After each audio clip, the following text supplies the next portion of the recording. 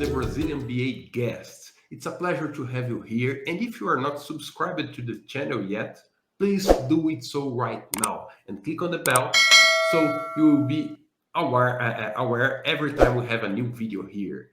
I do have a very nice guest today to talk about business analysis with IT. This guest is Mrs. Laura Brandenburg. Thank you for coming, Laura. Thank you so much for having me, Fabricio. It's an honor. Oh, it's a pleasure to have you here. An honor for me. And I have a good question for you today. My question is, how can we solve business problems with technology? Yeah, it is such like a interesting and foundational and big question, right? But I think, this is what business analysts do, or at least business analysts on any sort of a software or IT project do. So our role is not to just figure out the requirements, right? It's to actually solve a business problem. And I think the more that we lean into that and remind ourselves of that, the better we'll be able to serve our customers and the more value we'll be able to create with organizations. I think the first step to solving business problems with technology is really understanding what the business problem is. And so it seems, again, like almost like a trite answer, but it so often gets overlooked. Like people jump into, well, we want to implement this solution, or we found this great application, or I just need this field on this screen, right? We jump into those detailed requirements or those big technical solutions without really understanding, well, what problem is it that we need to solve here? What are the business objectives? Yes, an example that I see very often, especially for business analysts that are part of a team that are software developers, is that they start with a document or some request from the business area, just saying, "Oh, please build this software." Or please do automate this process. But what's the problem behind it? What are they trying to solve? So it's fundamental. Perfect. Yes. Yeah, and it's fundamental, yet it requires us to step up, I think, and often be leaders and to push back a bit when people are like, "Oh, just go like figure this piece out," right? And to have the discipline and the confidence to say, well, but why? Why are we doing this, right? And what problem are we going to solve here? I think once we get to that answer, we definitely still need to analyze the details. So another part of solving that business problem with technology is getting to the point where we're like, what specifically does this software need to do? Getting very nuanced and granular with the solution, or the details of the solution. So my favorite combination is use cases and wireframes, where a use case is going to go step by step of how the software interacts with the user. So we're really granular about those requirements.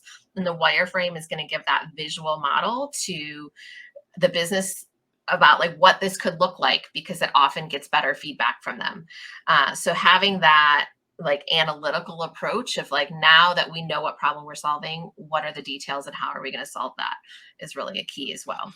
Yes, and I like this path that you create. Like, take a step back before implementing any solution. Take a step back. What's the problem that you're trying to solution? Look for the business. What are the KPIs that must change in this business? And now that we have a vision where we want to go, how can a software could solve this problem? What would this software look like to solve this problem? And then specifying it using use cases, storyboards, and other stuff. That's interesting.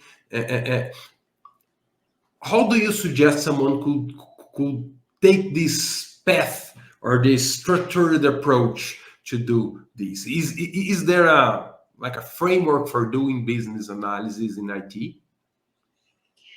Yeah, we actually have an 8-step framework at Bridging the Gap that walks you step by step through how to be a business analyst on a project. And one step I actually skipped when we were talking about going from the what problem are we solving to what does the software need to do, is actually that business process step, right? So before we even jump into the business process or into the software details, we do need to understand the business process. Often we do that as part of understanding what problem needs to be solved. but that gives us the context so we know how the software is going to either change or fit into that business process as well. And it gives us an opportunity to really engage and get buy-in and input from the business users. So yeah, I'm happy to share some resources around the framework with the community, but it's a framework that is both flexible enough to work in whether you're in a more traditional environment or an agile environment, but it's also structured enough to keep you on track and framed in the business analysis role and the business analysis perspective on the project. Great. Where can our audience find these resources? Yeah, so we have a free workshop at bridgingthegap.com/quick, which has hyphens in it. So bridging-the-gap.com/quick.